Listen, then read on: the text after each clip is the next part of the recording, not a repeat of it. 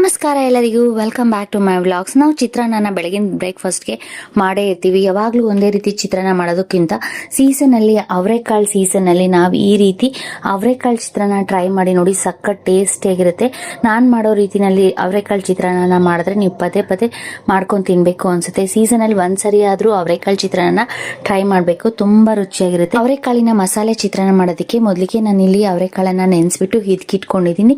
ಹಿದ್ಕಿದ ಬೇಳೆ ತಗೊಂಡಿದ್ದೀನಿ. ನಾವು ಅವರೆಕಾಳು ಇದ್ರೆ ಹಾಗೇನು ಇದಕ್ಕೆ ತೀರನು ಬಳಸಬಹುದು, ಅವರೆಕಾಳಲ್ಲಾದ್ರೂ ಮಾಡ್ಕೋಬಹುದು. ಮಸಾಲೆ ಚಿತ್ರಾನ್ನ ಮಾಡೋದಕ್ಕೆ ಮೊದಲಿಗೆ ಮಿಕ್ಸಿ ಜಾರ್ ತಗೊಂಡು 1 ಹಿಡಿಯಷ್ಟು ಕೊತ್ತಂಬರಿ ಸೊಪ್ಪು, ಒಂದು ಸ್ವಲ್ಪ ಪುದೀನ, ಒಂದು 8 ರಿಂದ 10 ಹಸಿಮೆಣಸಿನಕಾಯಿ ಹಾಕಿ ನುಣ್ಣಕ್ಕೆ ಪೇಸ್ಟ್ ಮಾಡಿ ಇಟ್ಕೊಂಡಿದ್ದೀನಿ.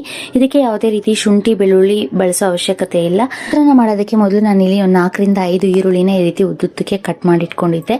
ಸ್ಟವ್ ಹಚ್ಚಿ ಬಾಣಲಿ ಇಟ್ಕೊಂಡು ಒಂದು 2 ಟೇಬಲ್ ಸ್ಪೂನ್ ಎಣ್ಣೆ ಹಾಕಿ ಸಾಸಿವೆ ಹಾಕಿ ಒಗ್ಗರಣೆ ಮಾಡ್ಕೊಂಡಾದ್ಮೇಲೆ ಹಸಿ ಕರಿಬೇವಿನ ಸೊಪ್ಪು ಹಾಕಿ ನಾವು ಕಟ್ ಮಾಡಿ ಇಟ್ಕೊಂಡಿರೋ ಈರುಳ್ಳಿ ಹಾಕಿ, ಈರುಳ್ಳಿ ಲೈಟ್ ಆಗಿ ಬ್ರೌನ್ ಕಲರ್ ಟರ್ನ್ ಆಗೋವರೆಗೂ ಫ್ರೈ ಮಾಡ್ಕೋಬೇಕು.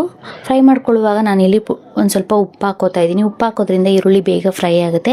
ಈರುಳ್ಳಿ ಫ್ರೈ ಆಗೋಷ್ಟರಲ್ಲಿ ನಾವು ಇದಕ್ಕಿಟ್ಕೊಂಡಿದ್ವಲ್ಲ ಅವರೆ ಬೇಳೆ, ಅದನ್ನು ಒಂದು ಸ್ವಲ್ಪ ಅರ್ಧ ಬೇಯುವವರೆಗೂ, ನಾವು ಅರ್ಧ ಅಥವಾ ಮುಕ್ಕಾಲು ಬೇಯುವವರೆಗೂ ಚೆನ್ನಾಗಿ ಬೇಯಿಸಿಟ್ಕೋಬೇಕು.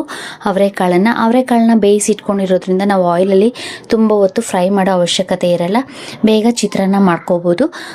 ಈಗ ನಾವು ಬೇಯಿಸಿಟ್ಕೊಂಡಿರೋ ಅವರೆಕಾಳನ್ನ ಹಾಕಿ ನಾನು ಈ ಎಣ್ಣೆಯಲ್ಲಿ ಒಂದು ಸ್ವಲ್ಪ ಹೊತ್ತು ಫ್ರೈ ಮಾಡ್ಕೋತಾ ಇದ್ದೀನಿ. ತುಂಬ ಹೊತ್ತು ಫ್ರೈ ಮಾಡ್ಕೊಳ್ಳೋ ಅವಶ್ಯಕತೆ ಇರಲ್ಲ. ಒಂದು ಸ್ವಲ್ಪ ಹೊತ್ತು ಫ್ರೈ ಮಾಡ್ಕೊಂಡಾದ್ಮೇಲೆ ನಾವು ರುಬ್ಬಿಟ್ಕೊಂಡಿರೋ ಕೊತ್ತಂಬರಿ ಸೊಪ್ಪು, ಪುದೀನ ಮತ್ತು ಹಸಿಮೆಣಸಿನ್ಕಾಯಿ ಪೇಸ್ಟನ್ನ ಹಾಕಿ ಅದು ಹಸಿ ವಾಸನೆ ಹೋಗೋವರೆಗೂ ಎಣ್ಣೆಯಲ್ಲಿ ಒಂದು ಸ್ವಲ್ಪ ಹೊತ್ತು ಫ್ರೈ ಮಾಡ್ಕೋಬೇಕು.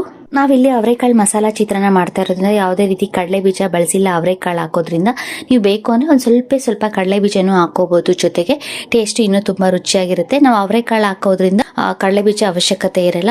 ಕೊತ್ತಂಬರಿ ಸೊಪ್ಪು, ಪುದೀನ ಪೇಸ್ಟ್ ಎಲ್ಲ ಎಣ್ಣೆಯಲ್ಲಿ ಫ್ರೈ ಮಾಡ್ಕೊಂಡಿದ್ದಾದ್ಮೇಲೆ ಇದಕ್ಕೆ ನಾನು ಒಂದು ಸ್ವಲ್ಪ ಅರಿಶಿನ ಪುಡಿ ಹಾಕೋತಾ ಇದ್ದೀನಿ.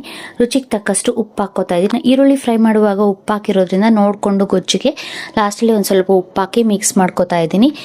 ಅರಿಶಿನ ಪುಡಿ ಹಾಕಿ ಮಿಕ್ಸ್ ಮಾಡಿಕೊಂಡು ನಾನಿಲ್ಲಿ ಚಿತ್ರಾನ್ನಕ್ಕೆ ಅಂತ ಒಂದು ಅರ್ಧ ಹೋಳಷ್ಟು ಕೊಬ್ಬರಿ ತುರಿನ ತುರಿದಿಟ್ಕೊಂಡಿದ್ದೆ, ಹಸಿ ಕೊಬ್ಬರಿ ತುರಿನ. ಲಾಸ್ಟಲ್ಲಿ ನಾವು ಚಿತ್ರಾನ್ನ ಹಾಕಿ ಒಂದು ಸ್ವಲ್ಪ ಹೊತ್ತು ಫ್ರೈ ಮಾಡಿ ಮಿಕ್ಸ್ ಮಾಡ್ಕೊಳ್ಳೋದ್ರಿಂದ ಚಿತ್ರಾನ್ನ ಟೇಸ್ಟು ತುಂಬ ರುಚಿಯಾಗಿರುತ್ತೆ. ಇಲ್ಲಿ ಕೊಬ್ಬರಿ ತುರಿ ಆಪ್ಷನಲ್ಲು, ನಾವು ಬೇಕಾದರೆ ಹಾಕ್ಕೋಬೋದು, ಇಲ್ಲಾಂದ್ರೆ ಹಾಗೇನೂ ಸಹ ನಾವು ಚಿತ್ರಾನ್ನ ಮಾಡ್ಕೋಬೋದು. ಕೊಬ್ಬರಿ ತುರಿ ಹಾಕಿ ಮಿಕ್ಸ್ ಮಾಡಿಕೊಂಡು ತುಂಬ ಹೊತ್ತು ಬೇಡ, ಒಂದು 2 ಸೆಕೆಂಡು ಫ್ರೈ ಮಾಡಿಕೊಂಡ್ರೆ ಸಾಕು. ಸ್ಟವ್ ಆಫ್ ಮಾಡಿಕೊಂಡು ಲಾಸ್ಟಲ್ಲಿ ನಿಂಬೆಹಣ್ಣು ರಸ ಹಾಕ್ಕೊಂಡ್ರೆ ಸಕ್ಕ ಟೇಸ್ಟಿಯಾದ ರುಚಿಕರವಾದ ಅವರೆಕಾಳು ಚಿತ್ರಾನ್ನ ರೆಡಿ ಆಗುತ್ತೆ. ಈ ಗೊಜ್ಜನ್ನ ನಾವು ಸ್ಟೋರ್ ಮಾಡಿ ಸಹ ಇಟ್ಕೋಬಹುದು. ನಾವು ಯಾವುದೇ ರೀತಿ ನೀರೇನು ಬಳಸಿಲ್ಲದೆ ಇರೋ ಕಾರಣ ಗೊಜ್ಜು ಬೇಗ ಹಾಳಾಗಲ್ಲ. ನಾವು ಫ್ರಿಜ್ಜಲ್ಲಿ ಇಟ್ಕೊಂಡ್ರೆ 1 ವಾರವರೆಗೂ ಫ್ರಿಜ್ಜಲ್ಲಿ ಸ್ಟೋರ್ ಮಾಡಿ ಇಟ್ಕೋಬಹುದು. ಚಿತ್ರಾನ್ನ ಗೊಜ್ಜನ್ನ ತುಂಬ ರುಚಿಯಾಗಿರುತ್ತೆ.